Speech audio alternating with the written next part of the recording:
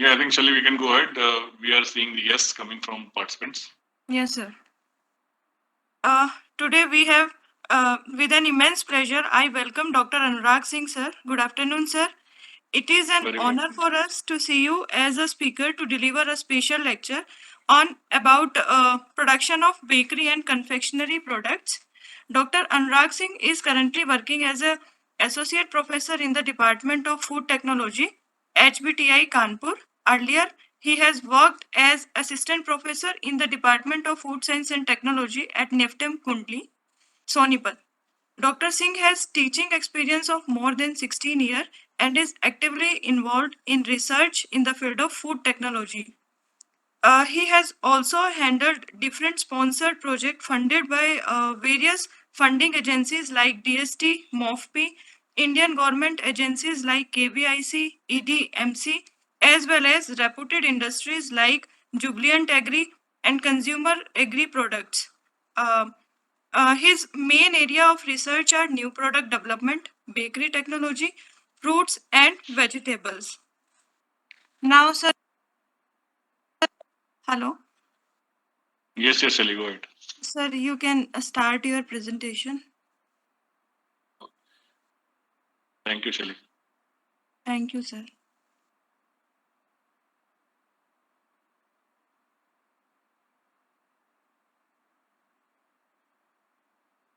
Just confirm me, Shelly, whether the presentation is visible. Sir, these are the participants from PMFME site.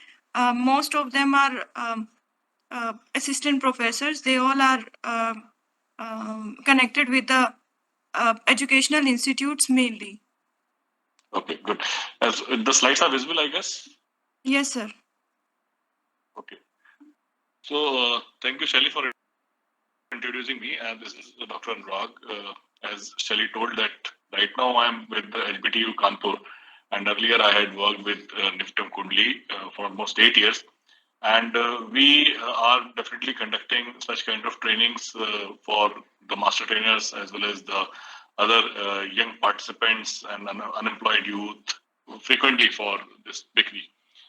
So the topic that I have been given with that is for the processing of the baked products, and as I could see from the list of lecture schedule today, that earlier you have been introduced with the market scenario, the types of the baked products that we have, and what kind of ingredients that we use for different bakery products.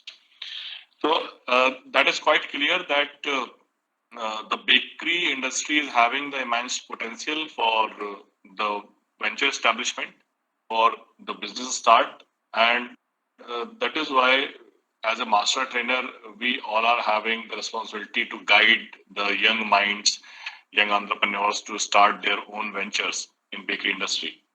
And majorly, if we see the market scenario, we now understand that biscuit is having the major share in total.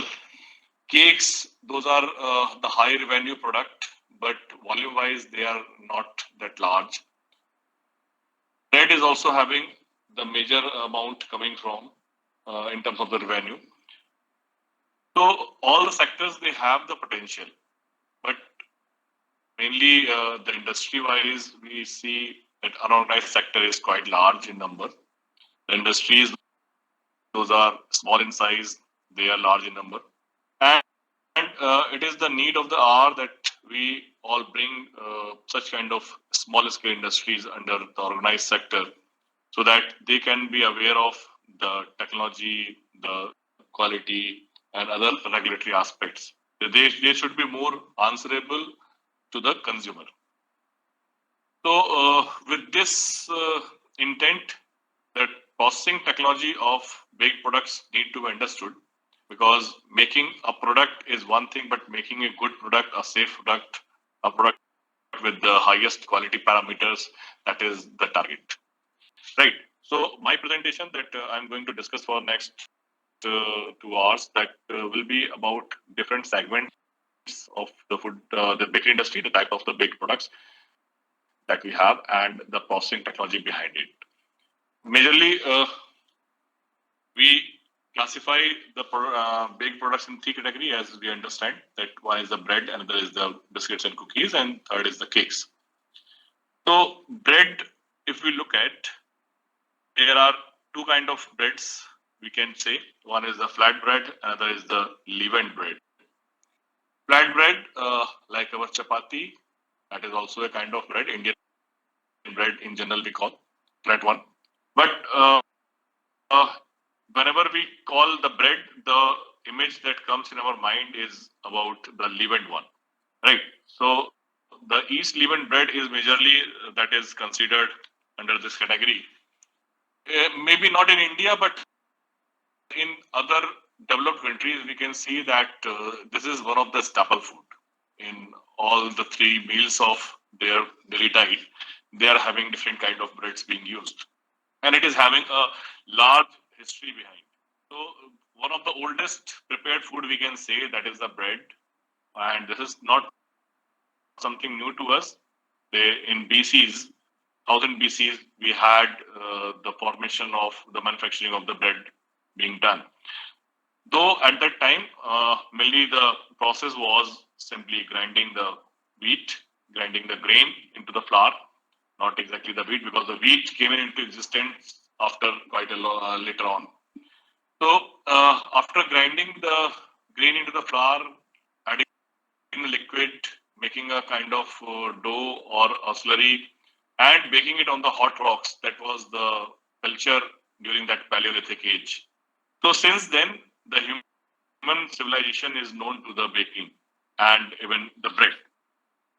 Then later on, after uh, some years, many years, the East was known. The biotechnology came in. Then we came to know about the particular yeast that could be used for the leavening purpose. Then the yeast leavened bread was introduced. In the similar way, we had some other facts regarding the bread, like the sliced bread that we see. So for that, the credit goes to the Otto Frederick Rodewer, that is considered as the father of the sliced bread. The slicing machine was developed in 1912. Then wrapping and slicing machine was further developed in 1928.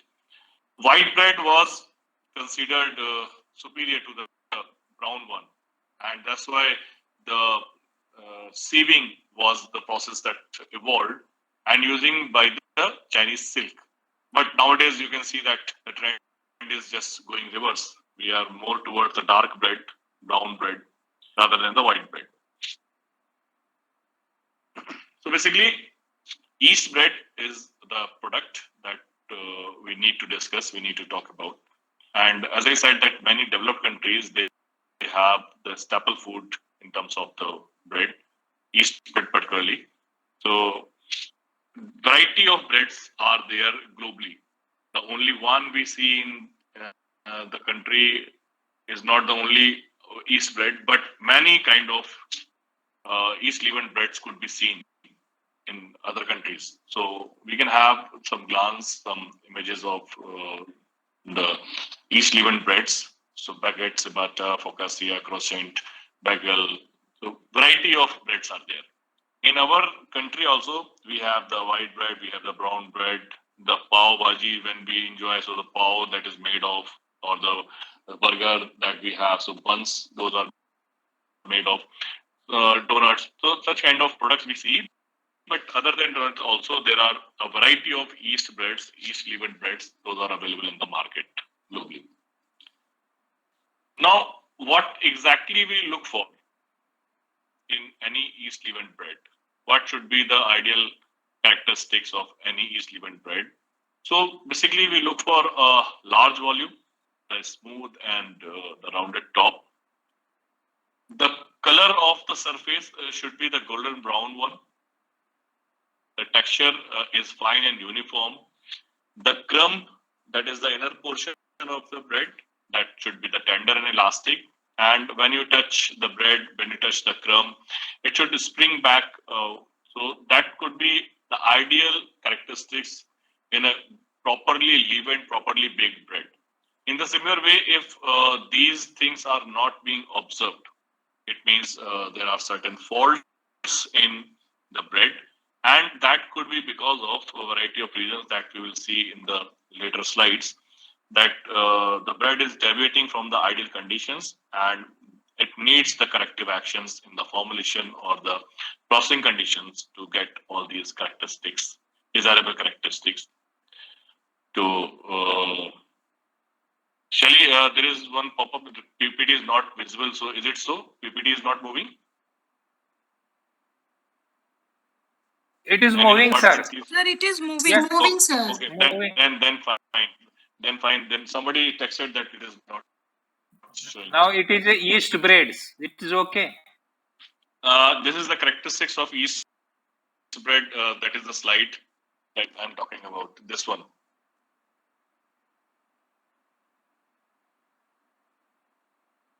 I guess this is visible to all. Yes, sir, it's visible. And slides Okay, are fine. also moving very well. So maybe this is the network issue at the participant end. So you can please check that one as well. Fine. So when it comes to the preparation of the breads, definitely the ingredients, that is important. In the morning session, you might have seen different kind of ingredients those are being used in the bread. In in general, the bakery products. In the similar way, for breads also, we have the ingredients and the desirable characteristics or desirable properties of the ingredients. That is important. Like, firstly, what we will require, the flour, the wheat flour in general. Why flour? Because flour is providing the basic structure of any baked product. So as for the breads, what we have the proteins, we have the starch. So these two major biomolecules, they are responsible for providing the structure to the baked products. And we understand that protein, when we say, particularly we are more concerned with the gluten. And two major proteins, gliadin and glutenin, those are there in the wheat flour. When they combine, they join after the mixing process, kneading process, they form a kind of 3D elastic network that we call the gluten network. So because it's a spongy product, we need to have a proper rise in the volume. And this rise comes from the entrapment of the gas bubbles formed, the CO2 gas formed as a result of the fermentation. So this gluten is important here. That's why the amount of gluten that we have for the wheat flour, for the bread in the wheat flour, so that goes for 11 to 13%. So the reactions, those are responsible for getting the structure. The protein, as I said, making the gluten network during the heating, that gets coagulated, gets set, and the starch get gelatinized and gets set. In that way, the whole structures of the bread get set. Second major ingredient will be the water. The water is basically for the hydration purpose, because if you look at the rheology or the chemistry behind the mixing, how the mixing completes and the gluten development happens. So in that case, the very basic requirement, the first requirement is the hydration of the protein particles, hydration of the gluten protein particles. Then only you can knead it and you can get a cross-link formed. Because if I say you need to develop a dough, so in the dried flour, you cannot develop the gluten. You cannot make the dough without adding the water. And even adding the water, like, it is not simply any amount of water will work, or dissolving or making a slurry using the flour, that will also not work for making a dough. So a proper hydration of the protein particles, hydration of the starch, even any other material like sugar and salt that is dissolved in water. So for all that purpose, we have the water as another ingredient, important ingredient in the bread making. So basically, it aids in the mobility of the whole system. The third ingredient that we have is the yeast. In case of the bread and bread-like products, we have the yeast for the leavening purpose, the volume rise, because we understand the fermentation will happen. as the effect of the yeast, there will be the formation of the carbon dioxide, as well as there will be some ethanol formation. Ethanol is not that quite in amount, but the typical flavor of the bread, definitely that comes from this formation of this ethanol. Not only the gas formation, other than that, the enzymes those are associated that also condition the dough biochemically. For example, if you look at the preparation of the rumali roti or the naan or the bhatura, so in that case, we can see that the dough is quite extensible. It is quite softer, and we can stretch it to the larger extent. So how it happens? Because of the change in the protein structure, it is getting mellowed down. It is conditioned, and how it is getting mellowed down? So basically, the enzymes are in picture. They are working, and the dough is getting conditioned. Similarly, some flavor precursors are also getting formed, and the yeast is definitely that is irreplaceable for making the bread. There are various functions that can affect the activity of the yeast. So we can have the nutrient supply, water, pH, sugar concentration, salt, type of the yeast. Like we can see the dried yeast and the compressed yeast. If it is an older one, maybe it is not showing the proper activity. So these could be some of the factors affecting the rate of the yeast activity or the rate of the gas release. Salt is very important ingredient. It is the flavor enhancer definitely, because the sodium ions, they are the flavor enhancer. We can have another name with the sodium salt, and the sodium salt like MSG, monosodium glutamate. So here there are also the sodium, and we all understand, we all know that that MSG is basically used as a flavor enhancer. So basically, the sodium ions, they are having a capability to enhance the flavor. And in case of bread also, we can have the flavor enhancement, we can have the control of the fermentation, even we can have the toughening of the gluten network by adding the salt. So in that way, the salt becomes another important ingredient in the bread making. Even if somebody asks any question that what is the minimum requirement for bread making, so I would say this is four. Like one, first flour, second water, third yeast, fourth salt. Only these four will be the required ingredients for making good quality of bread. Sugar is not that required. Generally, many of the students sometimes answer the sugar and other so many additives, other ingredients as an essential ingredient, but these are only four. In a similar way, there are certain salts, certain minerals, those are required, like calcium salts, ammonium salts as yeast conditioner, some oxidizing agents for so that we can have a good quality of the gluten network formed for the proper stretch during the fermentation. Sugar is also there, not maybe the essential but important one. So it provides the fermentable carbohydrates. If we have a small quantity of sugar added, that helps to get the leavening of bread done properly, because the yeast will be using it for the fermentation purpose. The color development in baked products, that is contributed by the sugar. There are two major reactions generally that we look for in case of the sugar. One is the caramelization, where the sugar gets heated at a higher temperature, get burnt rather. And secondly, we can have the non-enzymatic Maillard browning, we call, where the reducing sugar and the amino groups, they join together and they form a brown color pigment, melanidin. So in that way, the color development in the baked product is important. Another ingredient that is required for bread, not in larger quantity, but a smaller one also helps in the proper structure development, that is the shortening. And we all understand that shortening, whenever it is termed in baked products or bakery industry, that is about the fat being used. So basically for the lubrication, ease of gas cell expansion, lubricating the slides, slicing blades, extending the shelf life, tenderizing the crust. For all these purposes, a small quantity of oil or the molten fat that is being applied. To improve upon the nutritional value and the color, so dairy products also play the role. So milk powder is generally being used. SMP is being used. So we have the lactose, we have the proteins. So they improve the flavor, they improve the crust color, even they improve the overall relative value of the bread. So in that way, these are the ingredients. Those are required for the bread making. They have their importance for variety of reasons. Sir, They slides are are not moving, sir. okay. Which Okay. slide can It's you see, okay. Doctor? Yeah, okay. Bread preparation. Right.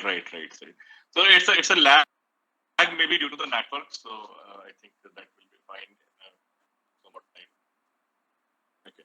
So ingredients, whatever we discuss, they have their own importance for the proper uh, bread, properly baked bread. If something goes wrong with the formulation, in that case also we can have a variety of faults coming in. Right. Now come to the preparation part. What kind of steps we require, what unit operations are there, those are in picture for the bread making. So we can just have these steps to be followed at least for making a good quality of bread.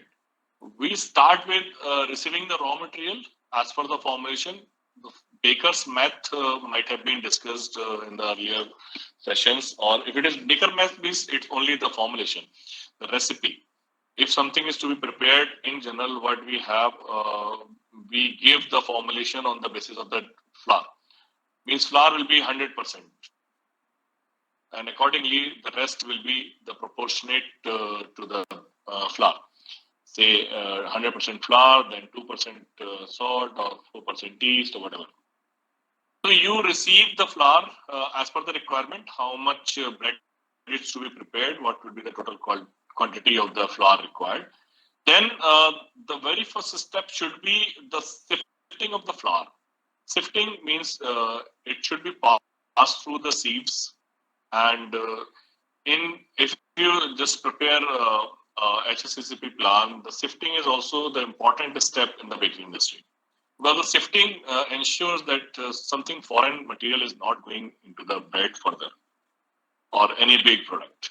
And one more added benefit that we can get with the sifting of the flour is like some aeration of the flour particles. Because what happens when the flour is stored, so it may be in the bags, one bag kept on the other one, so it is somewhat compacted one.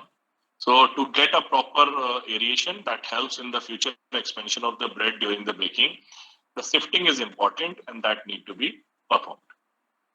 And secondly, we prepare the dough using this flour, how much water is to be added, that is calculated, and the dough is prepared.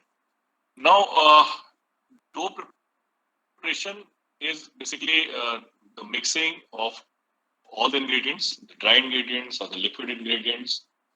And there are some thumb rules, those are being followed. Like dry ingredients, they are mixed together, and similarly, the wet ingredients, they are mixed separately together. For example, if baking powder is to be added in any of the formulation, like in case of bread, definitely it will not be there. So you can mix it with the flour. Similarly, if it is the salt and the sugar, either you mix it with the flour or ideally what we do, we dissolve them in the water because they are solubilized in water. So we dissolve them, then we mix it for the dough kneading purpose. But anyway, the mixing is to ensure that it's a homogeneous mixing that we perform. After that, the dividing and rounding is done. All these steps we will discuss. We can have the list and we can move further. Dividing and rounding, because when we are mixing, say a large quantity of the flour, say 50 kg or 100 kg or so. But individual bread will be requiring say 300 grams of the total dough piece for the further handling. So that is to be divided. Now, in the smaller scale bakeries, that can be done by the bakers using the scraper, the plastic scraper or the knife or what, and they cut it by weighing it on the weighing scale. But industrially, that is not the condition. Rather, we go for the dividers. They are suction type machines. They just have the requisite quantity coming in the chamber and that is being cut. And then after that, we have the rounding, this cut piece that is rounded like a ball. Then we keep it for a resting period that we call as the intermediate proofing fermentation period, but a shorter one, 15-20 minutes. Then we have the molding, putting it in the pan, baking pan in the cylindrical shape. So there are the molders available that can give you the proper cylindrical shape of the dough before keeping it in the mold. Then before putting it in the pan, the pans are being oiled, and then we keep it for the final proofing. The volume rises, reaches to the maximum volume, say covering 3/4 of the total volume of the pan. Then baking it at the requisite temperatures. Generally, it's 230 to 50 degrees centigrade that we keep. Then after baking, we depan it, cool it, and then slice and pack. In this way, these steps will be there for the complete preparation of the bread, a good quality bread. In the similar way, we can have the pictorial depiction of the steps being performed. Anyway, we are getting the dough prepared, and the dough is getting divided, rounded, cutting, molding, panning, going for the final proofing, baking, depanning, and the bread is being made. Yeah, these are different kind of methods for the dough preparation. We will not get that deep for all these purposes because industry simply work with that straight dough method. Everything is mixed together at a high speed, and we get the dough prepared. So, starting with the key points of the different unit operations that we talk about. Mixing, if we see, so basically it is to uniformly incorporate all the ingredients. It is to hydrate the flour and the other dry ingredients. And importantly, to develop the gluten. Gluten, as I said, it is a combination, it is a network of two proteins, glutenin and gliadin. And this network is to be formed. For that, the proper hydration is important. Means the sufficient time to be given so that the flour particles, the protein particles, they absorb the moisture, and simultaneously we give the sufficient mechanical energy for the gluten development. Like we all can see in our kitchen, when we knead a dough, what we do using our hands, we stretch it, we fold it back. We stretch it, we fold it back. So this stretching and folding action that basically causes the formation of the cross links, formation of the network of the gluten proteins. Right. So this addition of water, sufficient time during the mixing, and application of that mechanical energy, that basically gives the proper gluten formation. And if you even over knead it, if you over knead it, in that case also you can see that again the dough is losing its texture, its consistency. Many of us might have kneaded the dough at home, particularly the male people, if we talk about male participants. Whenever we try, what happens, generally the dough either gets sticky or it's lumpy, it's wet. We are keeping on adding the flour, dried flour again and again so that we can get the proper kneading done. Right. Doctor, we can have the question at the last so that we can complete it first, then we can have the question session. So yes, sir. Yes. So in that case, basically the mixing is completed in different stages. Because what we look for a non-sticky dough, the dough that is not sticking to the pan. Even when we prepare the dough for our chapati making, at the last we just wrap it up, we just get everything cleaned from the pan, and the dough is a single unit mass, right? That happens in different stages. So if we look at the different stages during mixing, there is the pickup stage where the dough is sticky, lumpy, cold. Then we start kneading it. The dough is getting warmer, smoother and drier. Then there is the cleanup stage. The dough is at maximum stiffness and comes together as one mass. The color will slightly change as well. The final development, the dough is at its correct temperature and handling quality. Because see, temperature of the dough is also important to decide how the dough will behave during the proofing, during the baking. Because we are working with the yeast. and yeast is a live microorganism, and the temperature is affecting the activity of the yeast. Right. So if we have a warmer dough, that may be helpful, but if it is too hot, then the yeast activity will be hampered. Or if the dough is cold, then yeast will not be that much active. So in that way, the temperature of the dough is also to be corrected, particularly when it is a winter season. Then we use somewhat warmer, lukewarm water for the kneading, or in the vice versa. If it is a hot condition summer season, we can have the chilled water being used to adjust the temperature. But at the final stage, final development, when the dough is having a proper texture, proper temperature, the gluten network is at appropriate condition, the best condition. And you can have a one test being performed that we call as the window pen test to ensure whether the gluten has been properly developed or not. We will see in the next slide. But next is the letdown. You keep on kneading it. You keep on kneading it, being more enthusiastic to get more developed dough. You keep on kneading it, and the dough becomes again warmer and sticky. So it will lose its that desirable characteristics of non-sticky dough. There will be a breakdown. The dough will start being liquefied. Right. So getting the ideal condition of the dough kneading, getting the ideal condition of the dough for further handling, we need to ensure that we are kneading it to its maximum correct condition. And this is the window pen test that can be performed at during the kneading to ensure whether the gluten has developed or not. If you take a piece of the dough, you stretch it like a film. So a film can be made, or you can say the dough can be stretched to a very thin layer, like the pan of a window. We can see that fingers on the opposite side. So you can see in the images that we can have the fingers being observed on the other side without having the breakage of this sheet, right? So that is the ideal condition of the mixing. So once the dough is mixed, we can see these changes during the mixing, blending of ingredients to a homogeneous mass, establishment of the basic vesicle structure that will entrap the gas. It means the network of the gluten that has been developed, because this network will only enlarge. A three-dimensional network, a honeycomb-like structure, you can say, that has been developed, and this will entrap the gas being released by the yeast during the fermentation, and that will enlarge to get the proper volume of the bread. And after that, the divider and rounder, I think images are not here, but as we discussed, the divider and rounders are basically the machines where we can have division of total large pieces into the small pieces so that the individual bread can be made. Images you can just see here.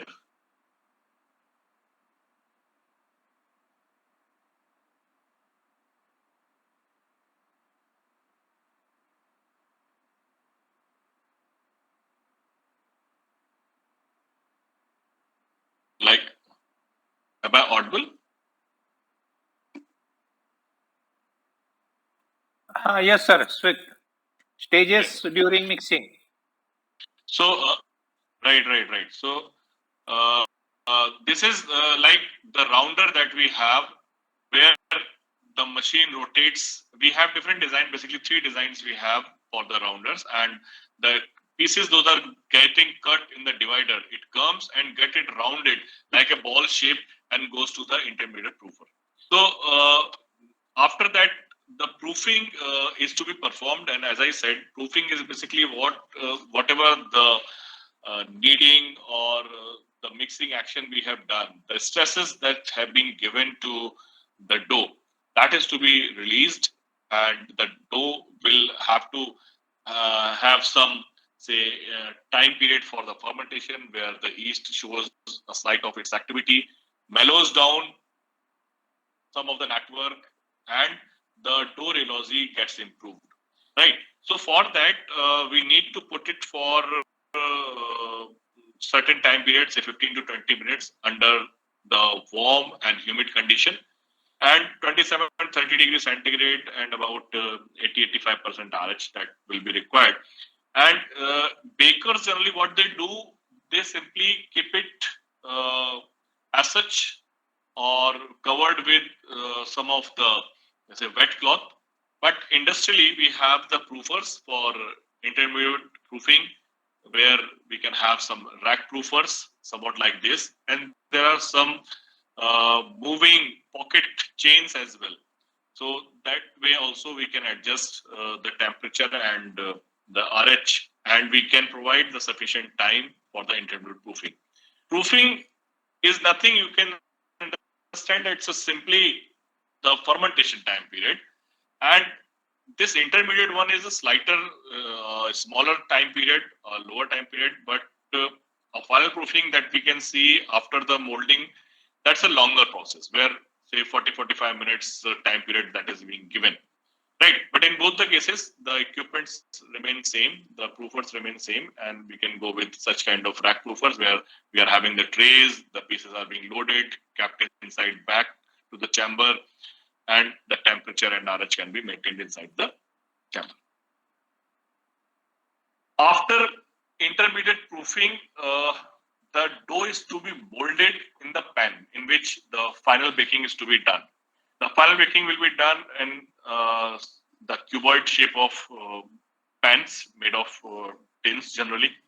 So, and right now we are having the dough of the ball shape. So that has to be converted into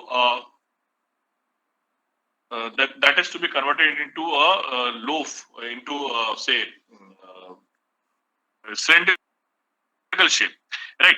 And for that we have a machine called as the molder. If we have to convert a ball shaped dough into a cylinder, in that case, generally what need to do? Either we do it by hand manually. So we will spread it, we will make a sheet out of it, and when we roll it, right? The similar way, it is having the same action, and the machine that we see, that is this molder, where three stages are being performed: the sheeting, curling, and sealing. Right. So the dough comes from the proofer, it gets sheeted, it is getting curled, and finally the crease is being fixed so that the bread is not getting separated during the baking. Right. What happens as a fault, we will see that there are certain separation of the upper crust or the opening of the bread from the bottom. In that way, that is because of the faulty molding. So that molding is to be done properly using this molder machine, where we have the sheeting, curling or rolling, and the sealing. So finally, we get such kind of dough prepared, and this dough is kept in the molds in which the baking is to be performed. And before going for the baking, the pans are to be greased, right, so that the bread comes cleanly after the baking. And after keeping, after getting this molded dough, when we keep it in pan, we leave it for the final proofing. And as I said, the final proofing is comparatively a longer time period, where 40-45 minutes or hour, 1 hour or so, that time period is given. Again, the proofing conditions of the warm climate, the RH and temperature, that is to be maintained. And the major volume rise of the bread will be seen at this stage. The yeast will be showing its activity, and almost 3/4 of the total volume of the pan will be covered by the bread. Right. So the same equipment, same machineries, the proofer, rack proofer, that could be used for the proofing purpose. Once the proofing is done, then we keep the bread for the baking in the oven. And nowadays, variety of ovens are available. There are the DAC ovens, there are the rotary gas-fired ovens, right? So in any of the oven, whatever is the mode of heating, whatever is the fuel that we are using, but purpose is to provide the sufficient temperature and time so that the dough piece that has been kept in the molds can get baked.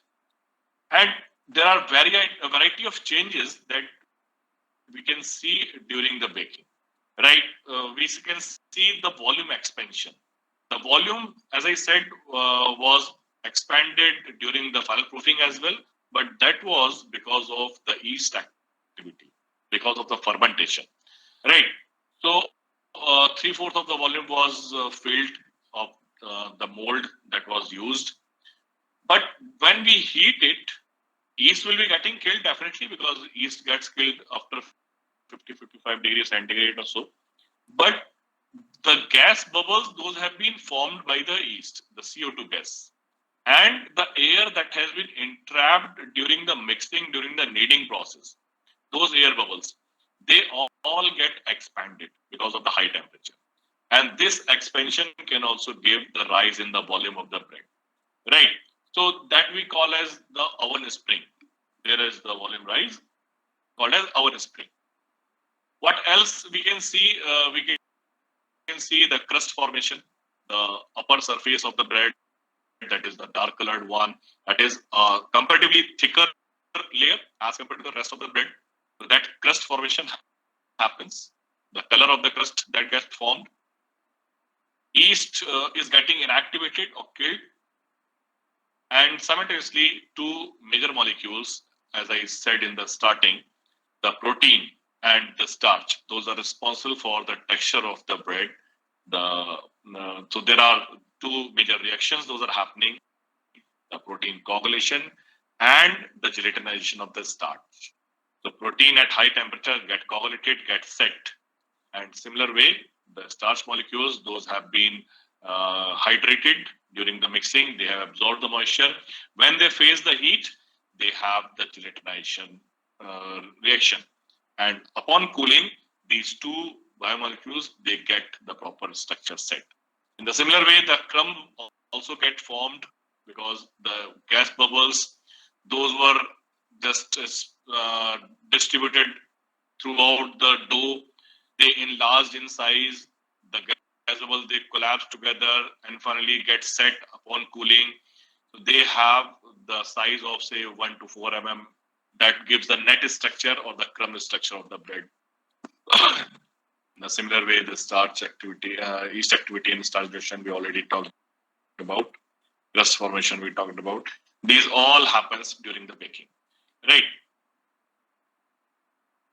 So ideally, the temperature of 230 degrees centigrade. This slide movement is being questioned again and again. Shally, please you confirm whether it is moving or not. So accordingly, I need to fix it up. Sir, it's moving. Your So slide which is slide? showing Which slide you are seeing? baking. Baking. Huh? Baking, sir. Okay, Curling so of dough. I think Curling of dough. Earlier it was curling of dough, but now it's showing baking. okay.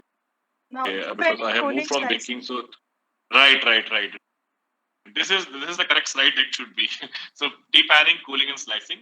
So I think it's slightly lag, and different participants, they are having different network bandwidth, so that might be the problem. So I will continue. Now we will not talk about this slide issue again. So once the baking is done, the volume of the bread reaches to its maximum. The bread texture gets set, the color gets formed, and we take it out from the oven. As I said, the temperature is generally kept that is 230 to 50 degrees centigrade for the bread for about half an hour. But different bakers, they have their own combinations. It is not any hard and fast rule that this should be only the temperature.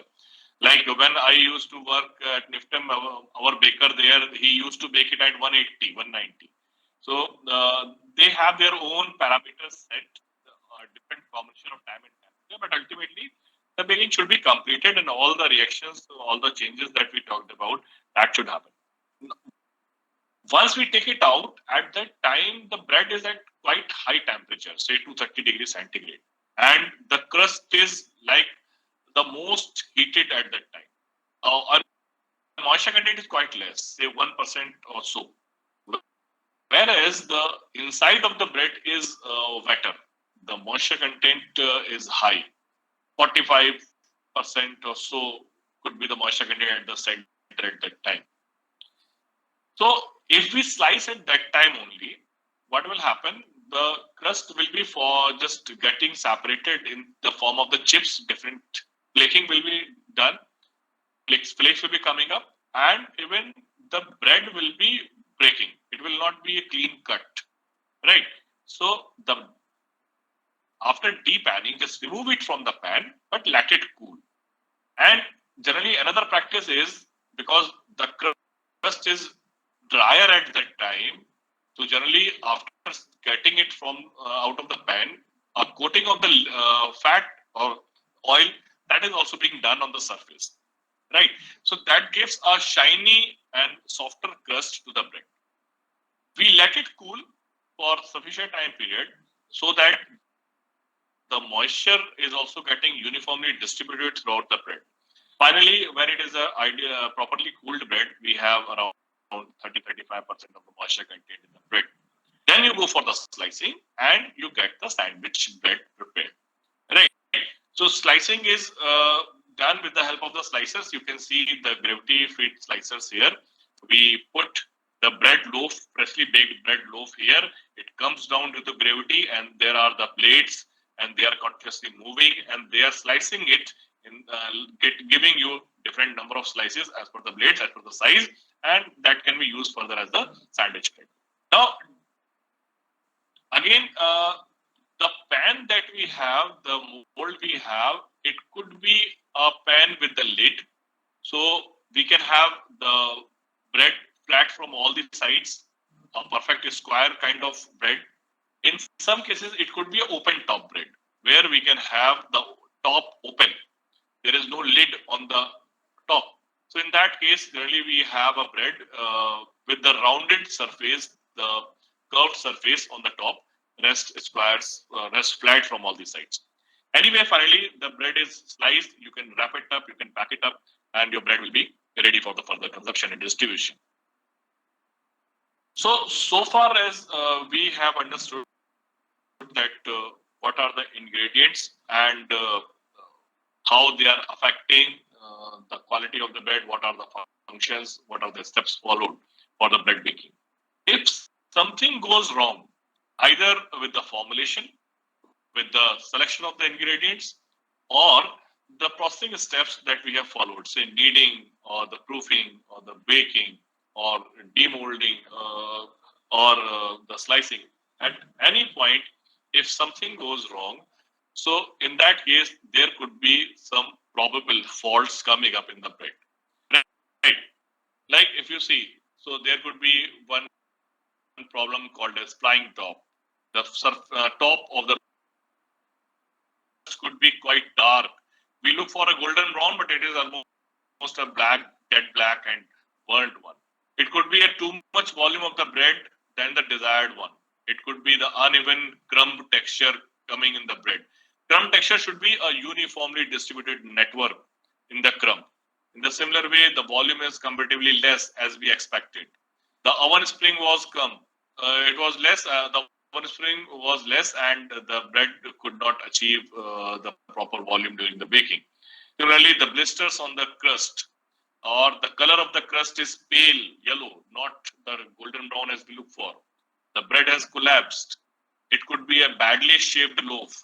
It could be a bread with the sides getting collapsed. It could be like the holes in the crumb, right?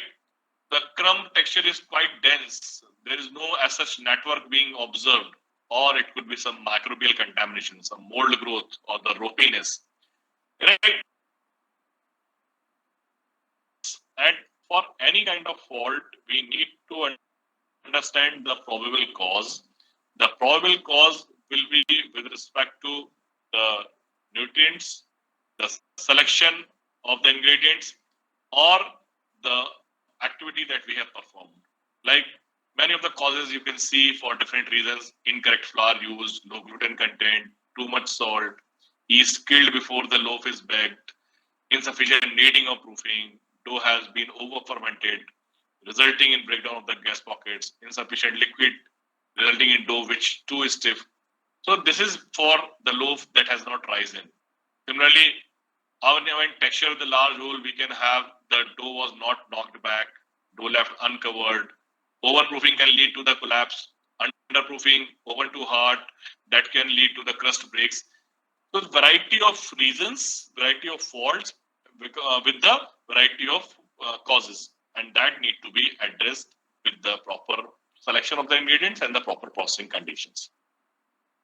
When it comes to the microbial contamination, so basically uh, bread kind of products, they are coming under the category of the intermediate moisture foods.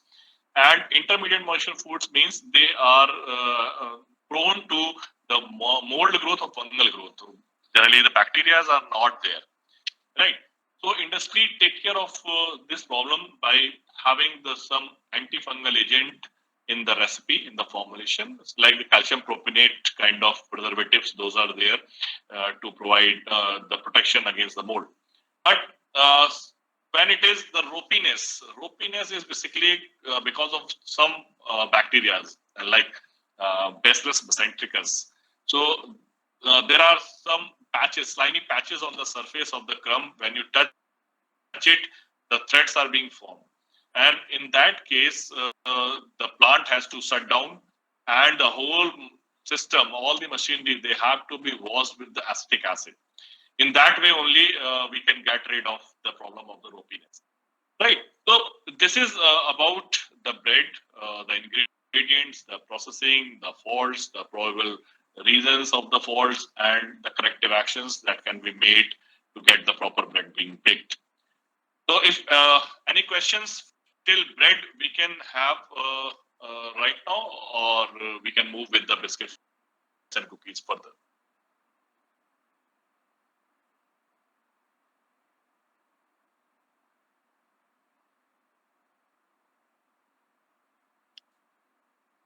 Okay.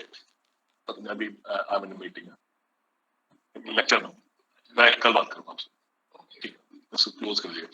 So if there is no question, we can take it maybe in the last 10-15 minutes for all the discussed. So next, moving with the biscuits and cookies. Generally, uh, these are two products. Those are very interchangeably used. Many of us might not be able to differentiate between which one is biscuit and which one is cookies. To whom we should refer what, biscuit or cookies, right? So it's a very interchangeably used kind of term. But if you go back to the difference, how to differentiate, so there are two things that we can have. One is the origin of the word. Which country talks about these products or name these products cookies, and which one is just saying like the biscuits? So Americans generally they say cookies, and British generally they talk about the biscuits. However, there are some other points for the difference between these two categories. Like biscuits, generally they do have the smooth surface, and the cookies they have a comparatively rather rough surface. What we can do before discussing or while discussing the products the difference, we can have two samples in mind, two kind of products in mind. Like we can have the crackjack or Mary or Monaco kind of products as the biscuits, and we can have say your Unibic cookies or your local bakery products that you might be enjoying in your city. So that considered as a cookie. Then we will be able to differentiate them easily. So biscuits generally have the smooth surface. Cookies are having a rough surface. Biscuits generally have a definite shape. In cookies, it is not compulsory to have a regular shape. It could be a regular one as well. Sugar wise, sugar and fat, that is low in case of biscuits, whereas the cookies are quite rich in sugar and fat. The biscuits are crisper and thinner, whereas the cookies are softer and thicker. And now the last point, more say technical one, because the biscuits are prepared from the developed dough. It means developed dough means whatever we discussed for the bread, where the mixing was done for getting the gluten formation, right? So gluten network was formed. In the similar way, the biscuits are being made from a developed dough where actually we perform the kneading, we actually get the gluten network formed, similar to the bread that we have done. Only difference could be the fermentation. However, there are certain category of biscuits where the fermentation is also being performed, right? Whereas the cookies, they are being made from the short dough. Short dough means where the gluten formation has not occurred, right? For example, the difference in the short dough and the developed dough could be understood in a way that the dough we prepare with the wheat flour for making the chapati, or the dough we prepare with, say, bajra or makka for making the chapati. Both the dough are having different tendency. Both are having the different texture behavior. The dough that we prepared from uh, the dough that we prepare from the wheat flour, that can be sheeted. That can be sheeted for chapati making. It can get stretched, but we all see that makka dough, corn or maize flour dough, or the bajra flour dough, that is not that easy to sheet. उसकी अगर रोटी बनानी है तो then we have to, like generally the ladies what they do in the rural areas, that is being done with the hand. हाथों से बनती है रोटी. Or basically here in case of the cookies, it is not like replacing the wheat flour with the other flour, but anyhow just preventing the gluten formation. And gluten formation can be prevented by adding the sugar, by adding the fat, because fat can also be termed as shortening in bakery terminology. And why shortening? Because basically it is shortening the gluten formation. It is preventing the gluten formation. It is preventing the gluten proteins to get hydrated. It is preventing the gluten proteins to absorb the moisture, because without getting moisture absorbed, without getting hydrated, further kneading cannot get the proper network of the gluten form, right? So this will be a shorter dough that lacks in the extensibility, whereas the in case of biscuits, the dough will have a proper elasticity and extensibility.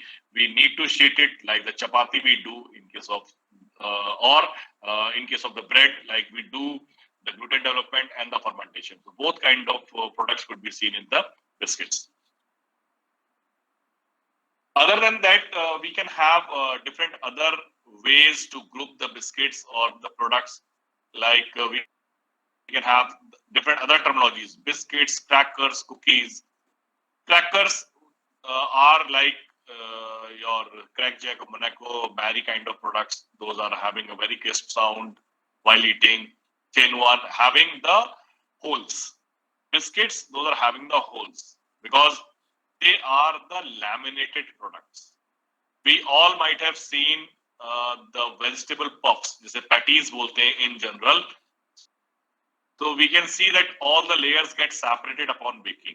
Or there is one product puff that we generally enjoy with the tea, khari जिसे बोलते हैं. So these are the laminated products. There are multiple layers of the dough that have been prepared, and these layers get separated while baking. But in case of the crackers, all these layers get tugged together. They are just fixed together so that the layers do not get separated, and that is being done with the help of the docking pins. So these docking pins, basically they fix up all the layers together, tuck up together, and the holes created that facilitate the release of the gas or escape of the gas, right? So all the crackers that are having the holes, so that is another category. Another classification can be done under the way the method of forming the dough and the dough pieces, like whether the fermented one, it is developed one, it is laminated, cut, molded, extruded, deposited, wire cut, co-extruded. These are different methodology for making the biscuit, right? For example, say if we see the dark fantasy is the biscuit having the chocolate, molten chocolate inside. So that's a kind of extruded product. co-extruded one where we have the liquid center, the filling material coming as well as the outer dough coming, and that is being just baked after cutting. So there are various methods for cutting of the biscuits. We can have the enrichment of the recipe with the how much fat and sugar is there in the recipe. Accordingly, also we can group the biscuits together. So this is basically the classification: hard dough or the soft dough, biscuits, hard biscuits or the soft biscuits, or basically the biscuits and the cookies are there. Because here, when we say soft biscuits, so basically we are talking about the cookies. All the cookies comes under this category of the short dough biscuits. And the hard dough biscuits, they are having the high water content, low fat, and the low sugar. Those are having the dough prepared that is tough and extensible. So crack check kind of products, that those are coming under this category. So short dough biscuits, as we already discussed, we have the higher amount of the fat and the sugar. So 30 to 40% is the sugar, fat is 20 to 30%. Mixing is a very short period time that is being performed because, as I said, we need not to have the gluten development done in the shorter dough, in the short dough biscuits. And during the mixing, during the gluten development, we understood the factors affecting the rate of gluten formation. That was hydration, mechanical energy, as well as the thorough kneading, stretching and folding that I talked about. Right. So if we are just mixing it, not kneading actually, that will also just prevent the gluten formation. So low amount of water, shorter time mixing, high amount of the sugar and fat, all these will be giving you the less gluten formation or no gluten formation. And definitely the requirement of the flour in terms of the gluten content for short dough biscuits will be less. Means where in case of bread we were having the 11 to 13% of the gluten content in the flour to be required, that will be going less, say 9.5%. That will be sufficient for making the short dough biscuits or the cookies. Right. In case of the crackers, we go up to 10.5%, but in other biscuit cases, other cookie cases, the less amount of gluten is required in the flour. So soft dough does not allow any elastic or extensible properties. The dough is not cohesive, but show cohesiveness only when pressure is applied. Sweet biscuits are made under this category, whereas the crackers, they have the further classification depending on, again, whether there is any fermentation being done or not, or between the lamination, are we having any kind of center filling? What is that? Like we prepare the paratha at home. Chapati is simply we take the piece of the dough, we sheet it and we bake it. But when we go for the paratha making, what is ideally being done? We sheet it, we fold it, and before folding, we put some amount of oil on the dough sheet. We fold it, then again put the oil or the ghee, then we again fold it, and then we sheet. In that way, we are having 3-4 layers of the dough upon baking, and all these layers get separated. If lacha paratha hota hai, we are having multiple layers, and accordingly, all these layers get separated during the baking. Right. So that is the center filling between the layers. But yes, one thing is common in crackers, they all are laminated. It means they all are having the multiple layers. Without center filling, without fat, or with fat. Right. Or it could be non-fermented, it could be the fermented one. Like for example, the khari that I was mentioning, जैसे हम लोग कुछ जगह जीरा बोलते हैं, कहीं fan बोलते हैं, यूपी में अलग-अलग जिलों में. So that puff is being consumed, that is being prepared with the laminated dough with fat between the lamination, but the dough was not fermented and it is unsweetened one. Right. In the similar way, water biscuits and matzo, those are the products coming under this same category, but without fat and non-fermented one. There are two major names in this category: soda crackers and cream crackers. They are basically the fermented dough, the biscuits prepared from the fermented dough, the similar way as we have done for the bread.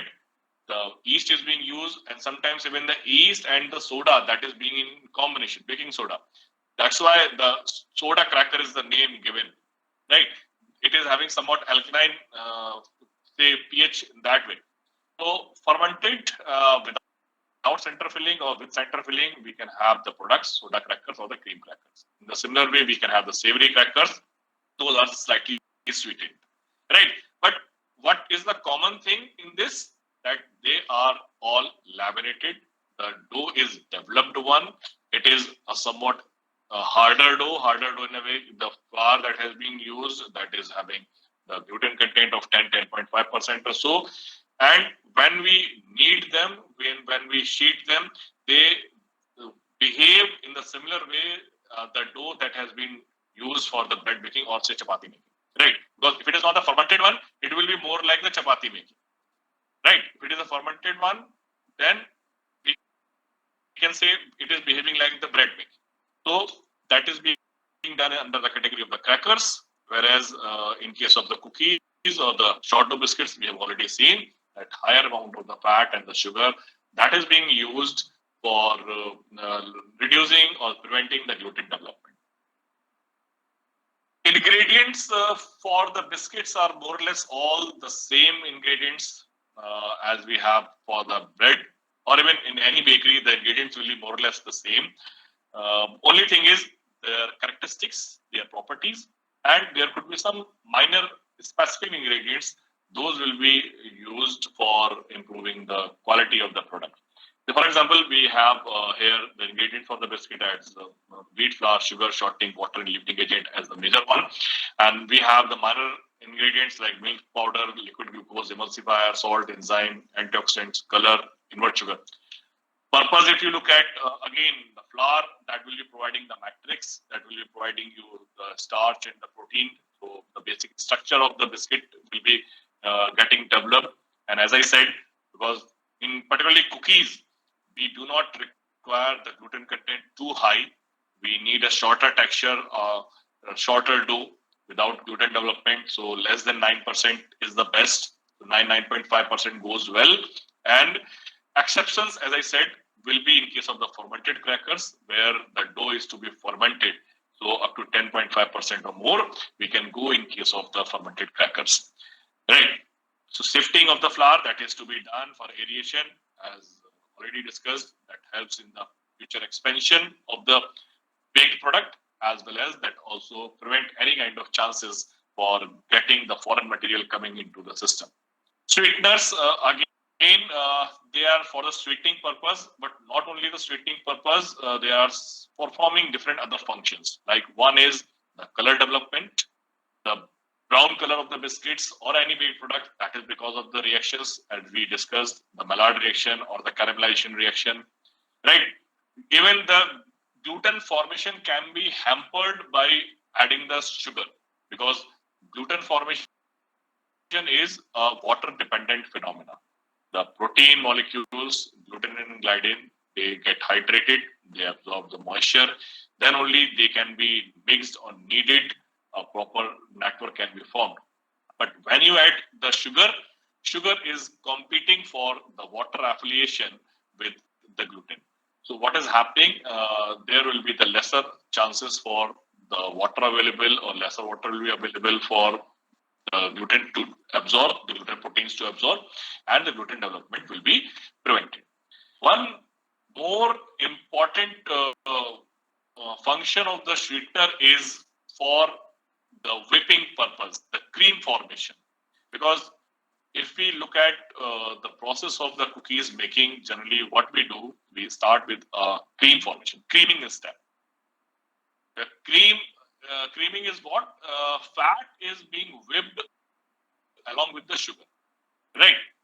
So such kind of cream, where we can see such kind of cream on the cakes, the icing. It is not like always we have the dairy cream, milk cream on the cakes because we call it as a cream, though it is not always like that. Or in the similar way, the cream rolls the kids enjoy. The center filling of that roll is also a similar kind of cream. And what is the process, or what is the ingredient? The fat is getting whipped with the sugar. and the air gets incorporated. At this stage, the granule size of the sugar is important. If it is a very fine granules or if it is a powdered sugar, in that case, we cannot have the proper aeration done. We cannot have the proper entrapment of the air in the fat. But if it is a large size of the granules or sufficiently large size of the granules, that can cut the fat phase that will help to get the air incorporation easily. Right. So here also another important function is for that to whipping purpose, getting the proper cream. Which kind of sugar we use? So mainly it's a sucrose granulated sugar that is being used. Other than that, we can have the corn syrup, invert sugar, honey, glucose syrup, molasses. But when? So they are being generally used when we have a softer cookie to be prepared, not a crisper product. There are variety of cookies available in the market. Some cookies are softer in texture because sugar means sucrose is having a tendency that during heating it will get melt, and upon cooling it will get a glass-like mass being prepared. So it will get set, amorphous mass. But other than sugar, other than sucrose, these invert sugar or corn syrup or honey or glucose syrup, they do not have such kind of tendency. They do not get solidified, right? So that will give you moisture, that will give you a softer cookie upon baking. So if it is the case, you can go for it. Fat or the shortening is definitely important ingredient in case of the biscuit making or cookies making, because it is lubricating the structure of the baked product, it is tenderizing it, it is improving the keeping quality, and more importantly, in case of the cookies, the whipped texture that we get, the whipping that we do, creaming step rather, that gives the air incorporation and that helps to get the expansion during the baking. The biscuit should rise, it should be crisp, otherwise it will be too hard to bite. उसको आप खा नहीं पाएंगे, तोड़ नहीं पाएंगे. So in that case, how the texture will be getting improved if it is leavened either with the chemical leaveners, baking powder, baking soda की हम लोग बात करते हैं, or we can have the air that get expanded during the baking. And from where this air will come? This air will come from the fat that has been whipped during the creaming step, right? So in that way, it is important, and definitely prevention of the gluten formation is also to be done. So there also the fat is playing the major role. Ideally, the shortening or the fat being used in the cookie making should not impart any kind of flavor, any kind of off flavor. But butter is like one thing that is preferred if being used in the recipe, because that gives the characteristic buttery flavor to the baked product. So if it is about butter cookies, preferably it should be a white butter that should be used as a fat or shortening during the preparation step, right? So it's a plastic hydrogenated fat that is being used for the shortening purpose. Industry is having a variety of shortenings, commercial shortenings being made for different purposes.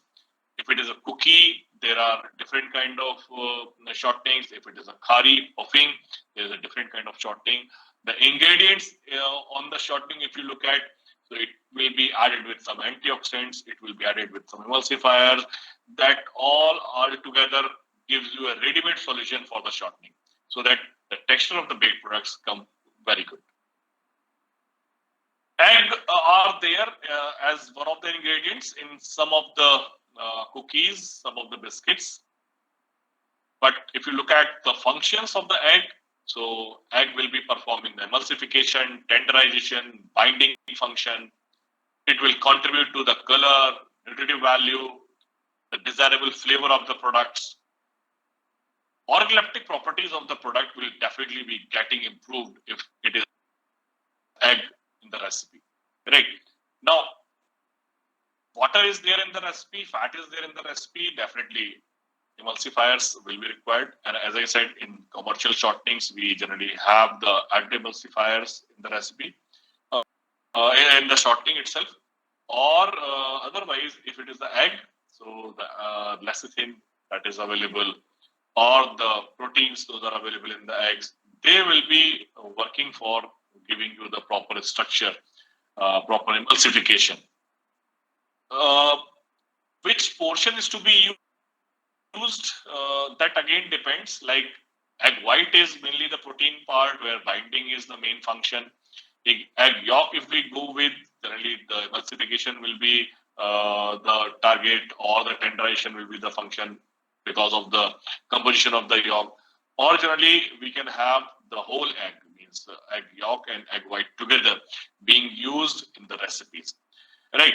So whipping is also that is important, because when we prepare the dough, or some of the cookies are the deposited cookies. They are not a semi-solid dough that is prepared, but it's a pourable consistency of the batter or the dough that is prepared for such cookies.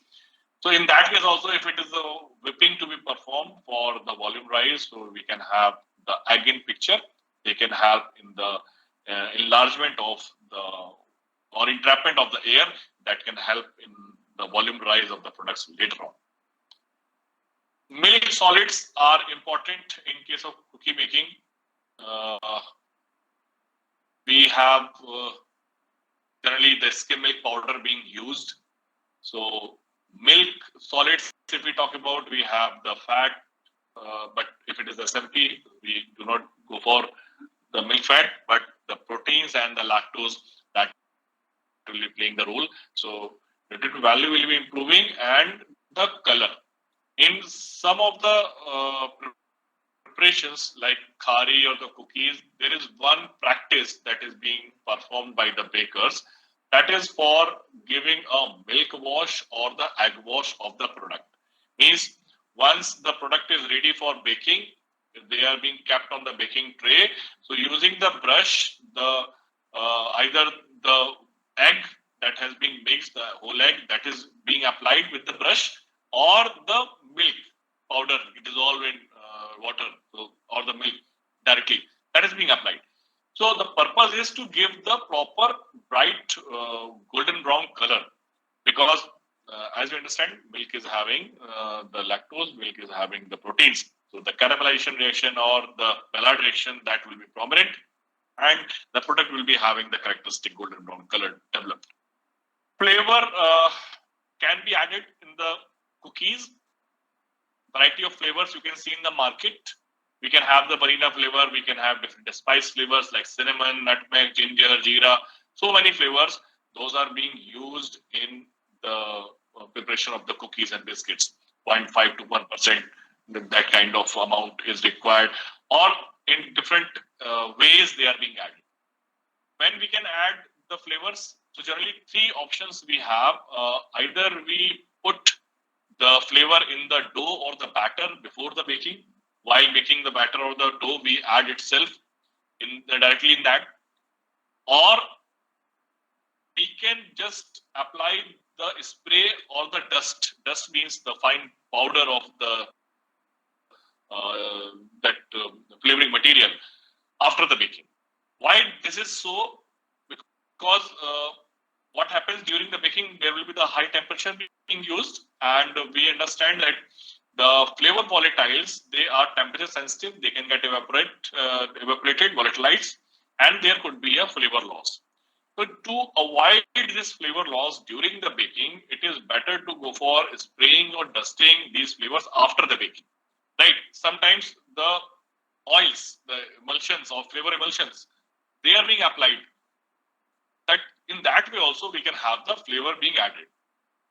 Or this is the best way, the last one, adding the flavor in a non-baked portion.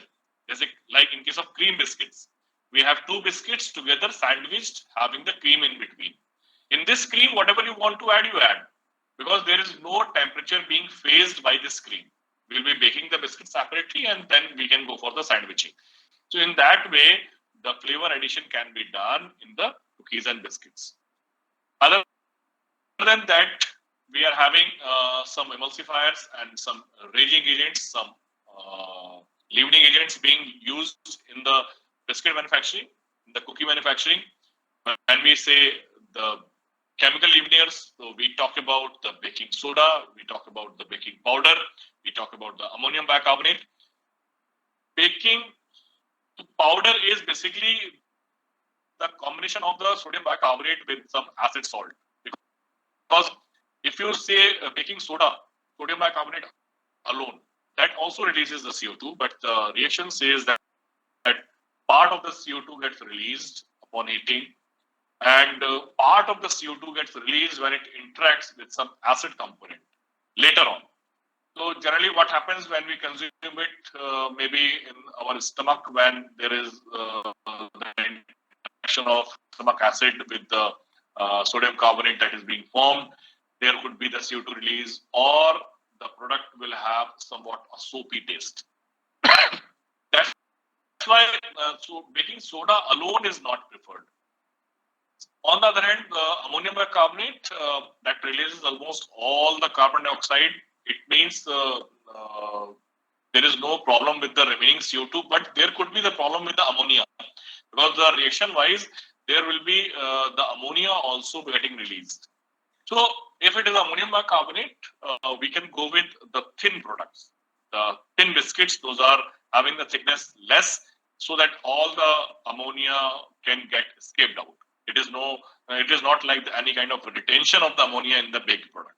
So when it is consumed, there is no harm to the consumer, right? But preferably, to get all the CO2 get released, we can have the formulation as the baking powder, whereas it is a sodium bicarbonate along with the acid salt. Acid salt could be variety of acids like phosphates, tartrate, or sulfates, and they are having along with some filling agent or some material that is avoiding their interaction, right? Otherwise, what will happen? The sodium bicarbonate will react with the acid and will release all the gas available. But there are some inert material in the formulation. Depending on how fast they release the gas, they can be classified. The baking powder can be classified as fast acting, slow acting, or double acting. What is the purpose? Like fast acting means like you are making the batter. You are adding the baking powder, making a batter. Instantly, all the gas has been released. And who will hold the gas? Because in case of batter, there is no gluten kind of structure being formed. So the gluten is not there, or gas will form, and it will escape out. So that will be of no use upon baking the biscuit or the cakes. They will not get the proper rise in the volume. On the other hand, if it is the slow acting, they will release the gas when the product is being baked in the oven or in the later stages of the baking. When the product is almost about to set, the coagulation is happening for the proteins and the starch is getting gelatinized, the texture is getting set. Now the gas is still releasing. So that will lead to the cracks formation in the structure. In that way, the slow acting is also not preferred. So better to go for the fast acting baking powders. They release part of the gas during the mixing. That improves the consistency, the viscosity of the batter that is being produced. And during the baking, when it is being heated, the rest of the gas is being released. In that way, the volume reaches to its maximum without any problem with the breakage development or cracks development in the texture. In that way, there is the baking powder, right? So these all were the ingredients collectively used for the biscuit making or cookies making, and the requirement will be different from the short dough biscuit to the hard dough biscuit, and the characteristics of the ingredients, what property, what standards are to be followed. For short dough biscuits, quickly, if we talk about the process, as I said, the process is first we start with the creaming. Fat is whipped with the sugar. A creamy consistency is prepared. And the dry ingredients, say flour or baking powder or anything else, that all being added in the this cream, in the foam, slowly, so that this foam is not just deflated, right? If many of the recipes generally they do not have the water, but if still water is there, then the water will also be added during the creaming stage only. And depending on that amount of water being used, the consistency of the final dough will be differed. It could be flowable consistency, it could be a soft viscoelastic soft consistency, it could be a doughy consistency, right? So accordingly, you have to handle the dough with the suitable mechanism for making the biscuit, because every kind of dough cannot be handled with the same machine, right? So some basics are written here. I will skip these slides. I will come to directly how to handle them, or what could be the methods of handling. Like as I said, depending on the moisture content, there would be different consistencies. There could be a consistency where the dough can be extruded through the die. Right, this is the wire cutting method of cookies making. So here is the die. The dough is coming through this die, and if you can see, there are the wires, the tout wire, straight wires, metal wires are there. They are cutting every time when the dough comes out in the requisite quantity. So back and forth they are moving, and the dough pieces are getting cut and kept on the conveyor for the baking purpose. So this will be a consistency that can be extruded through the dough, right? So again, if the consistency is quite soft, like say we talk about the henna, mehndi लगाते हैं उसे, या cake पे icing करते हैं. If that is the consistency, so we can have the deposited cookies making. So we can have the nozzles, and these nozzles can deposit the cookie of different shapes. Or sometimes we can have the different shapes of nozzles together for the deposition. Like if we are making an assorted pack, so every time the same biscuit will not be coming up. We are having different shapes coming up from different nozzles, and while packing, we can pack the assorted pack, right? So we can have different premium cookies. Those are there in the market. So they are made of this with the deposition method. This sheeting and cutting method is also there that can be used, but in this case, the dough should be slightly overmixed, slightly mixed. Gluten development should have been done slightly. In case of short dough biscuits, it is difficult because short dough is having the higher amount of fat and the sugar, and we do not allow the gluten to form. But this method is very well used, widely used in case of the crackers. Because as I said, in case of crackers, the dough is a developed one where the gluten network has been formed, and sometimes the fermentation has also been conducted. So in this case, what is to be done? The sheet of the dough is to be just prepared, and if it's the cracker, in that case, we need to prepare the lamination, multiple layers of the dough sheet. Then the requisite requisite thickness of the dough sheet is to be adjusted, and after that, there are the rotary cutters. Rotary cutters or the reciprocating cutters, they cut the pieces from the sheet. So after cutting, we can have the biscuits pieces, or dough blank we call, dough blanks coming like this, and whereas we are left with a web, a net surrounding the pieces.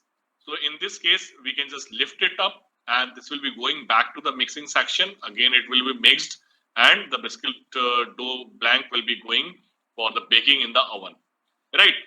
The same can be done for the short dough biscuits also, even in the small scale industries or the laboratory based bakeries. When we generally work with this sheeting and cutting method only, right? So we are having different kind of shapes for the biscuits, and we cut after making a proper sheet. Even one slide image is not there. That is quite say important method. That is the molding. Molding is what, like for example, ice cream scoop. If you look at, if you are taking ice cream from a gallon, from a box, a family pack. So what the person does, he takes up a scoop, fill it with the ice cream and transfer it to your bowl, right? So if there is a scoop or a mold with a proper groove of a particular shape of a biscuit that is to be prepared, the dough is getting filled in that.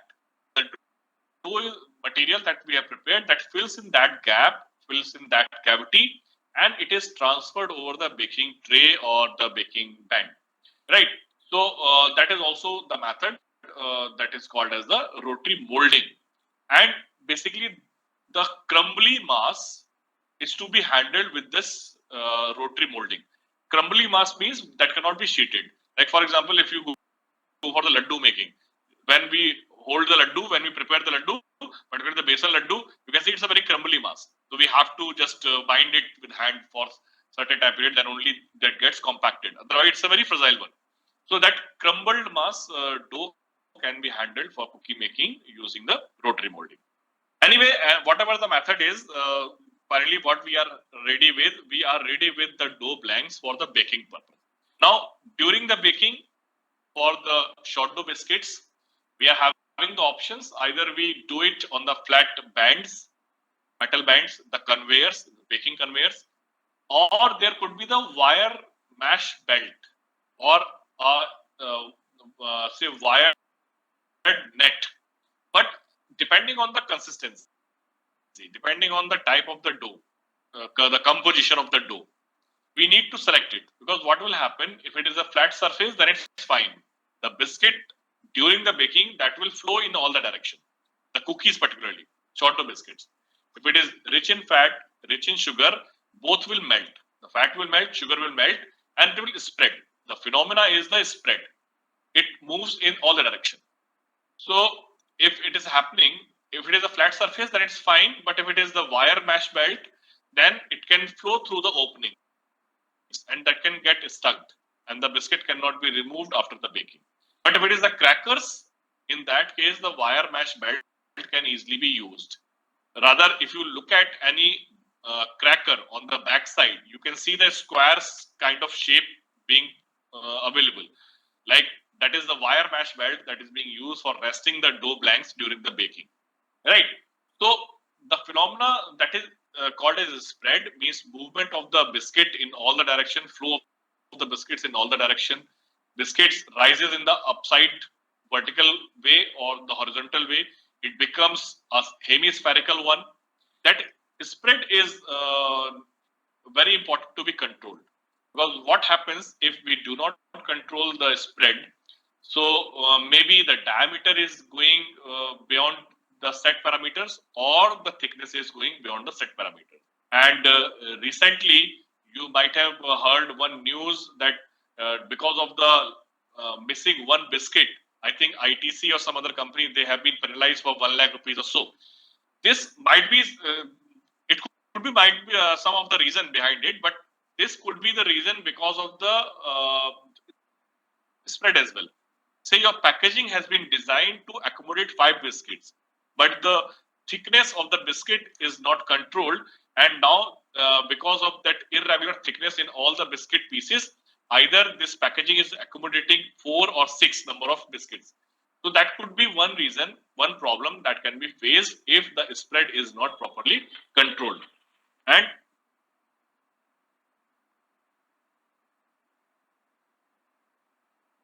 when the spread is not properly controlled, for controlling the spread, we need to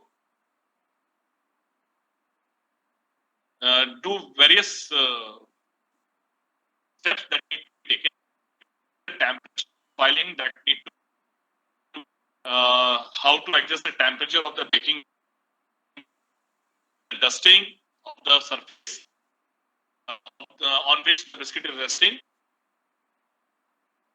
or uh, the processing, like slightly over mixing, getting the gluten developed in the product, that will help for reducing the spread, right? So that could be one phenomena to be controlled during the biscuit making. The baking band and wire we already discussed, talked about. Temperature profile, cooling. Yes, after baking, now the biscuit is ready, but particularly in short dough biscuits, at the time of coming out of the oven, it is not set. The biscuit texture is not set. It is fragile. If you try to remove it from the baking tray or the baking surface, it will just crumble and it will just distort, right? So you do not remove the biscuits immediately after baking, but rather than that, you allow it to cool, so that upon cooling, the texture gets set. That for cooling purpose, you can just keep your trays as such at room temperature. Forced air should not be used because the texture can get distorted. Industrially, the ovens, those are being used for the biscuit baking. Those are the traveling ovens. Those are, say, 100 feet or 200 feet long ovens on the baking bands or the conveyors. The biscuits are moving, getting baked. In the similar way, they are the moving conveyors where the biscuit get cooled. Right. After cooling, you remove it and you can just pack it as per the requirement. So your biscuit will be ready. Right. So that was for the short dough biscuits or the cookies. In the similar way, the developed dough biscuits, the crackers that can be made. As I said, the lamination is to be performed. Multiple layers are formed. The sheeting is done. Thickness is reduced, and that sheeting and cutting method is the only option that is being used in the case of the hard dough biscuits. And there is no problem with the spread in that case because it's a developed dough that also works against the spread. So we can easily control the spread problem there. And yes, removing after the baking, that also need cooling before it. And after that, you can go for the packing of the biscuits. So that is about the biscuits and the cookies. And quickly, we can just talk about something about the cakes so that we can cover all the aspects of the bakery industry.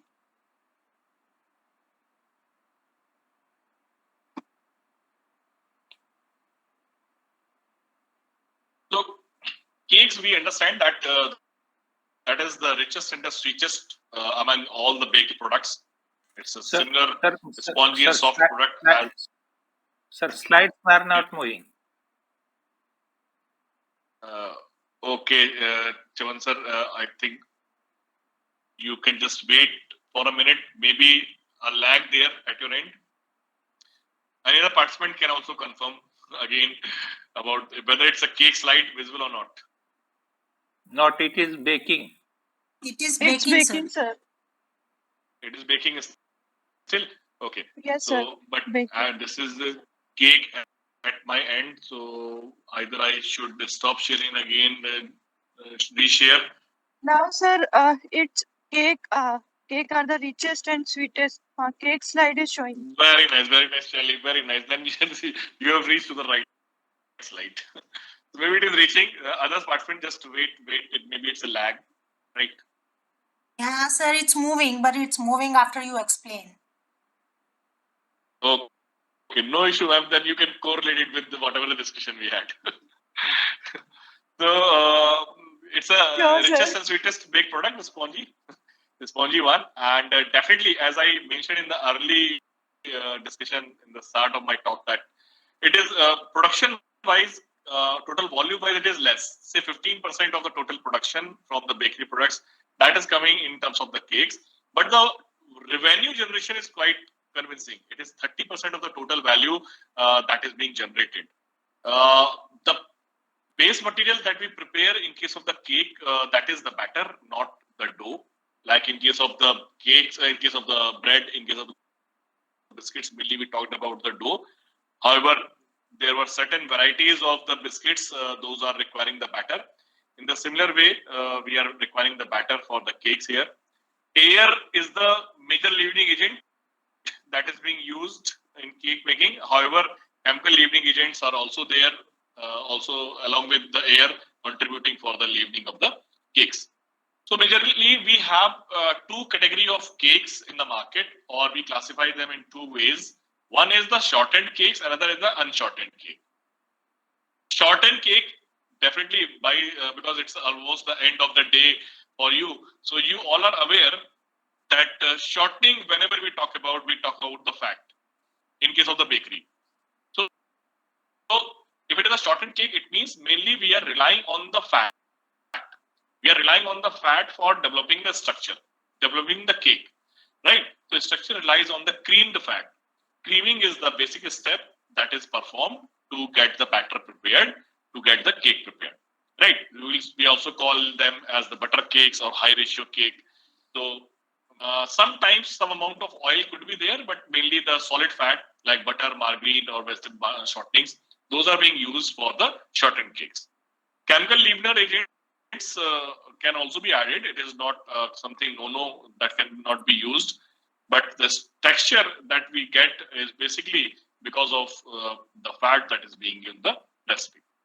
Unshortened cake, on the other hand, they are also called as the foam cakes because the structure mainly relies on the foam that has been prepared by the whipping of the eggs. Right. Now, depending on whether it's a whole egg or the egg white alone, there are different kind of cakes in the category. Like there is one cake called angel food cake. So that is mainly made of only the egg white. Whereas there is the sponge cake or the chiffon cake. They are made of the whole egg, right?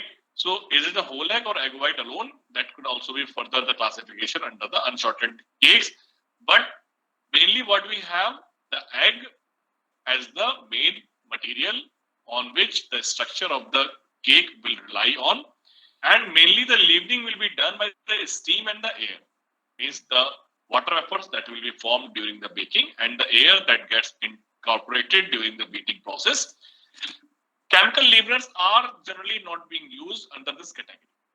Ingredients, it's the same way. We have more or less the same ingredients. So flour, but yes, the difference will be the less gluten content than the biscuits, because in this case also there is a sponge, but not similar to the bread. We can fold a bread slice, it will not break apart. If it is a freshly baked bread, we can fold a slice of the bread, but we cannot fold a slice of the cake. It will break, right? Because the gluten development is not required in case of the cake as well as we have in case of the cookies. So here the gluten requirement is less, 7 to 8% gluten content. Velvety, delicate flour is required. Extraction rate is one say unit or the point that can be considered. इसको ऐसे समझ सकते हैं, like if we go for getting our wheat milled to the chakki and we took 20 kg of the flour, we get the 20 kg of the wheat, we bring back 20 kg of the flour from the chakki man, right, after grinding the wheat, right? But if we get 40% out of it, rest is like getting separated in the form of the fibers or the bran portion. That will be a very delicate soft flour. That is the extraction rate. So sifting of the flour that is to be performed definitely. Then we have the sugar as an ingredient for the flavor purpose, for the texture purpose, for getting the color. Eggs will improve the color and the texture of the cakes, making it light and fluffy. Liquid will be required for definitely mixing all the ingredients, getting the batter prepared. So moisturizing purpose, we have the water, we have the milk, we have the buttermilk, we have the juice. Depending on different recipes, we can have different kind of liquid products that can be used for the mixing of all the ingredients and making a batter. Salt for flavoring purpose, that could be there. Fat for tenderization, and in case of the shortened cakes, we have seen that solid fats are being used. Some oil is also there, like in case of chiffon cake, though it is an unshortened one, a slight amount of the oil that is also being used. Leavening purpose, we can rely on the air, we can rely on the steam, but other than that, the baking powder, baking soda, that could also be used along with the other ingredients in the recipe. So what we have to do, we have to be precise in measurement of all the ingredients, the flour or other materials. If they are not precise, of not good quality, that will lead to the problem. How to prepare a cake? If the preparation methods we talk about, so mainly we go with the creaming method in case of the high fat or the shortened cakes, and in case of the low fat or the foam type unshortened cakes, we have the foaming method, angel food method, or chiffon method. So what are these methods? Quickly we can understand these methods. So Creaming method is basically we start with the fat and the sugar, we make a cream, and the water will be added here only after the cream making. The flour or the dry ingredients that will be added slowly, like 1/4 of the dry ingredients, 1/3 of the liquid, repeated mixing so that all the ingredients are being absorbed, mixed, the foam is not getting deflated, and finally your mixing will be completed. In that way, this will be called as the creaming method. Foaming and sponge method, basically that will be starting with the eggs. So egg will be taken in the bowl, sugars will be added, sugar and egg will be start beaten together. If some amount of butter is there in the recipe, the molten butter will be added here only, and then folding of all the dry ingredients would be done so that the foam that has been made by whipping the egg, that is not getting uh, damaged, and even the over mixing should not be done. Otherwise, if it is over mixing, then the batter will be having the gluten development, the cake will be getting tough.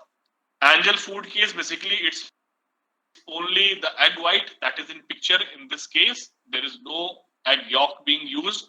So we start with the egg white. Again, the sugar is being used for giving the strength to the egg white. The salt or the cream of tartar that is being added. Beating is performed. Dry ingredients are being added. And finally, the mixing is completed. In case of chiffon also, we start with egg white separately, egg yolk separately, and we mix it together, and the mixing is performed to get the proper batter prepared.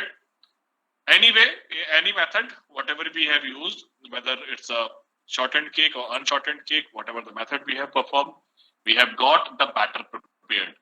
Like uh, in that case, we have to pour it in the baking pans, and before baking, pouring in the pans, we have to prepare the pans. For preparation of the pan, generally, so what we can do, we can go for the greasing, we can go for the dusting, or we can go for putting the wax paper so that the baked cake is not getting stuck after the baking in the pan. Right?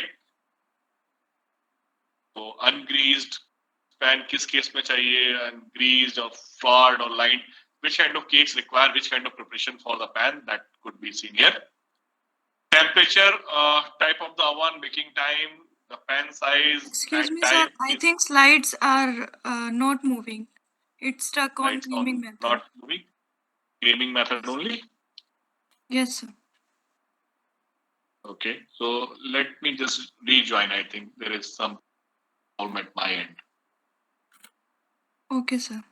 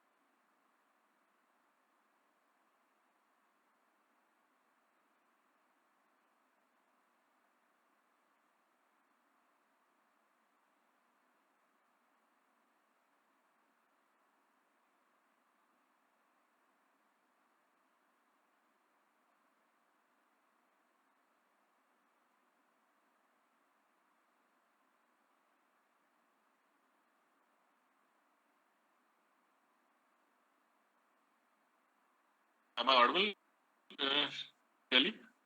Yes, sir. Yes, sir. You are audible. Okay, okay. And the slides are moving now. Sir, sorry, slides are not Still seen. not moving. I don't know what is happening. So, which slide can you see? No issue. If I'm almost closing it, so no issue if it is not moving. Sir, So no don't slide worry. is there. Sir, there is no slide. There is no slide as such. Okay. Yes, sir. Sir, you please share your slides, PPT. I'm saying that same, sir, but let me just see again.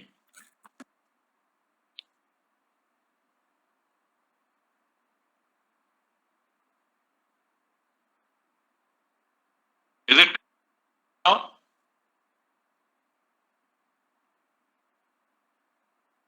No, sir.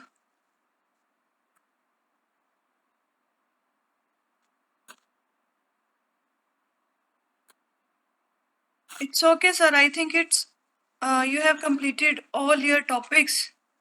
Yeah, almost I'm done, but still, if it is there, that will be good enough.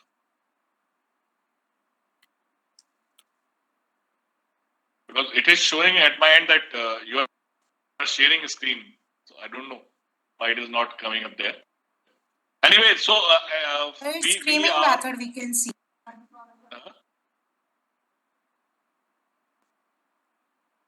So maybe it is stuck somewhere. Yes, sir.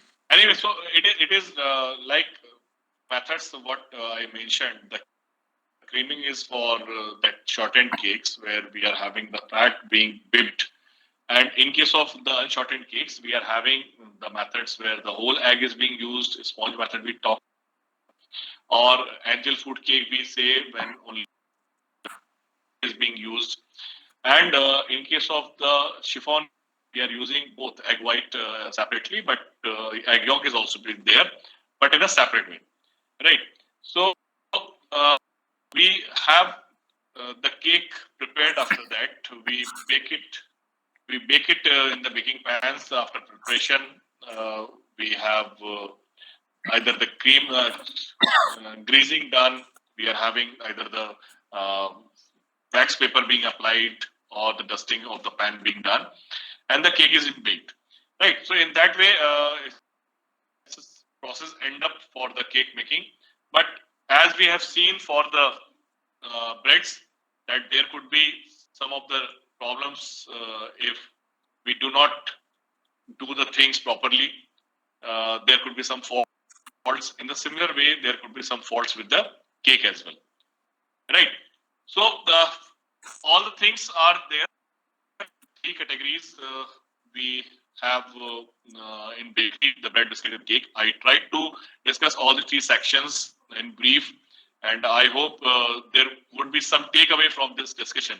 So, if there is any question, we can take up the questions, and you will be having another session after that as well. Thank you so much, sir, for making a big class feel small and interactive. We can have the question, shall we? Yes, sir. If time Let's take permits. some Otherwise, question from participants. There is one question. yes. Abhijit ji, for getting the Yes, premix there is one formula question right from now. Abhijit, sir. To replace sugar in cake, Right. what additives we need to add in order to gain characteristic cake, as sugar has more relevance in defining the cake characteristics? How to manage it? No, I'm not getting the question. Where it is written in the chat box? Yes, sir, it's written in chat box. To replace sugar in cake, what additives we need to add in order to gain characteristic cake, as sugar has more relevance in defining the cake characteristic? How to manage it? Right. There are now the artificial different sweeteners. Those are being used. But yes, this is a challenge to get the replacement properly done. So what we can do, we can go for some low calorie sweeteners, not exactly 100% replacing it with the artificial sweetener, because that sometimes give the problem of the amount that is being used as well as the aftertaste that is coming. Like very commonly talked about is the stevia one. So we talk about, but the higher quantity that gives somewhat aftertaste. So some artificial sweeteners or low calorie sweeteners, that could be the option for the replacement. So well, many people they have used for sucralose or some aspartame. So that could be the option for the replacement of the sugar. That can be there. Thank you, sir. There is also one another question from Dr. Abhijit, sir. Can you please provide cake premix formula, ingredients with amount, like wherever we go for training So people ask for this? that I will try to share whatever I have. We did it for some of the industries, so there are certain formulas with us. So maybe maybe Cell can also help you out. Otherwise, I will try to find out what we Yes, sir. have. So I will share with you. Yes, sir. Yes, sir. I can also share few recipes of cake. Right. Sir, there is one another question from Dr. U.D. Chavan. Which antioxidants can be used in biscuits and cookies? In biscuits and cookies, generally, sir, BA, BHT, TBHQ, there are certain names. Those are being commonly used for the antioxidant purposes. So, even nowadays, the shortenings they are already added with antioxidants. So maybe we are not too worried about for adding the antioxidant from outside. So that works well. The only thing is the selection of the shortening should be proper. If you look at the type of shortening available in the market, so they are clearly mentioning whether it's for cookies, whether it's for curry or for purpose of what. And in the ingredient you see, the antioxidant is already added. Sir, there is one query from Dr. U.D. Chavan. Can we use stevia powder as a natural sweetener? We can use it, but again, the quantity need to be seen because the stevia is giving the higher sweetness, but at somewhat higher amount, it gives a somewhat aftertaste. And toxicity is also to be taken in consideration. So, 100% replacement with the exact quantity that will not be possible. Okay, sir. Thank you, sir. Is there any other question from any participants? Even you people can write to me if there is any query, or you can just ask Shelly to communicate the questions to me. I will accordingly answer you over mail, no issue. Sir, can you please text your email ID in chat box? Yeah, I will.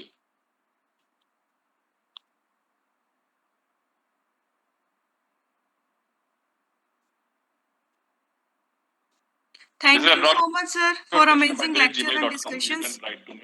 Thank you, sir. Thank you.